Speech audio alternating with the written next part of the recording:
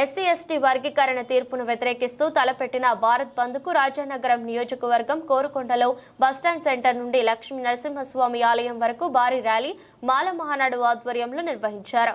వ్యాపార సంస్థలు సహకరించాలని బస్టాండ్ నుండి ఒక్క బస్సు కూడా కదలనివ్వని ఆందోళనకారులు. బస్సులు కదలకపోవడంతో ప్రయాణికుల కొద్దిసేపు ఇబ్బందులు ఎదుర్కొన్నారు. రాష్ట్రపతి ఆమోద ముద్రతో మాత్రమే ఎస్సీల వర్గీకరణ చేయడానికి వీలవుతుంది. అలా కాకుండా ఆగస్టు 1వ తేదీన సుప్రీంకోర్టు ధర్మాసనం 7 సభ్యుల ఇచ్చిన తీర్పును పునః పరిశీలించాలని మాల మహానాడు కోరుతోంది. ఈ కార్యక్రమంలో నక్కా రాంబాబు, పిట్టా కృష్ణ, గొల్లపల్లి ప్రవీణ్, మండల మాల మహానాడు నాయకులు పాల్గొన్నారు.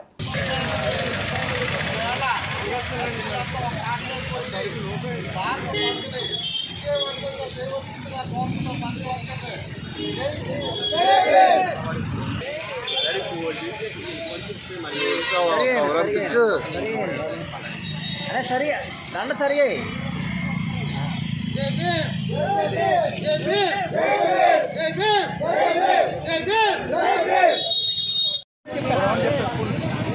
ముందు కొండ దగ్గర నుంచా లేదా ఎక్కడి నుంచి